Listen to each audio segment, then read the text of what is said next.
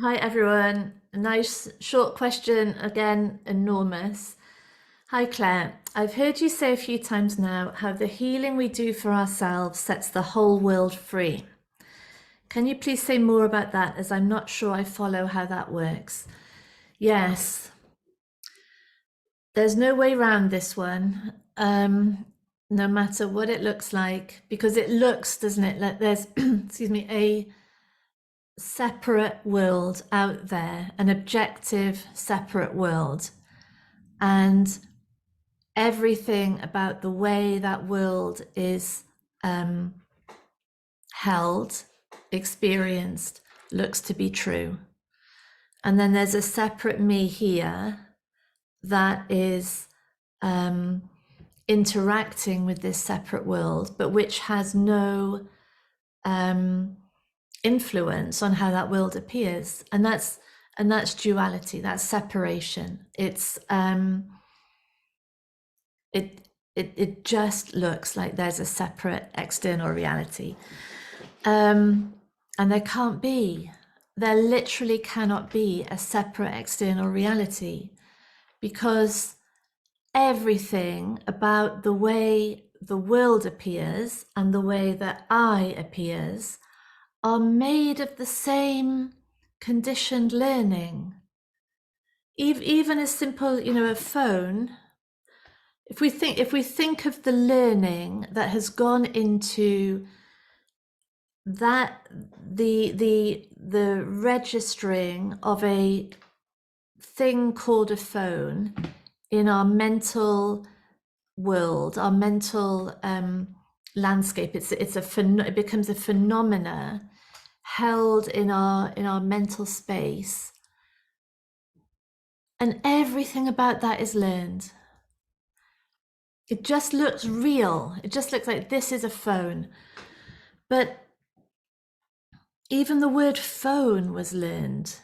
And then every single thing that the word phone implies, excuse me, every memory connected to phone, every desire, every wish, every belief in capacity of me, incapacity of me, capacity of phone, incapacity of phone, all of it is a construct of the body mind that has been a conditioned, ongoing conditioning of all meaning, all labeling, all judgments, all constructs, all concepts that creates an inner world, an inner experience that looks like it's happening out there, and it's not. It's happening in here, and there's no way around this.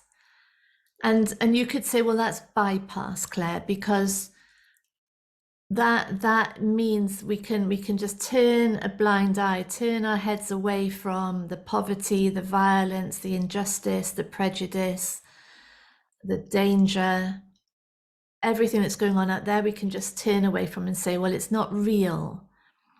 And this is why over and over and over and over again on our courses, we say this is not about distance from this external reality.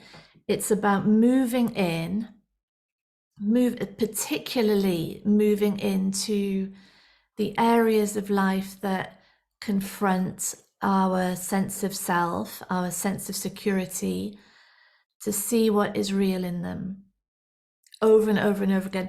And we don't have to really seek that out, because it's happening here every day, in our daily life, in our relationships, in our work, in our families, in our bank balance, in our health, in our diet, in our exercise, in our community, in our neighborhood, on our street.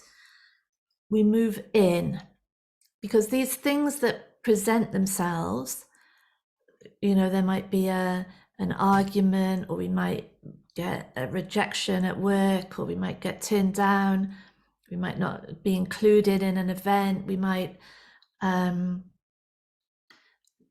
be asked to do something that we don't feel right about doing. All of these things are moments in which the identity is challenged by something apparently external. And in that moment of confrontation and suffering is a chance to get still and to have in the body whatever emotions are there to be had, and to really, we can actually see in real time this conditioned world being created as though absolutely real, but in that stillness, in that presence, it starts to disappear because it's held at a conceptual level. And now with presence, we're right in it, in the reality of it, and it's completely different. And so the people that we held as they're like this, or he's like that, she's like this group is like that religion is like this political party's like this, bit by bit we go in and in and in, really listening, learning, being totally accountable for our own behavior, our own projections, our own healing that is here to be done. And through that process, the world changes. It's only through that process. And it's evidence over and over and over again that there isn't an external, objective, independent, fixed reality.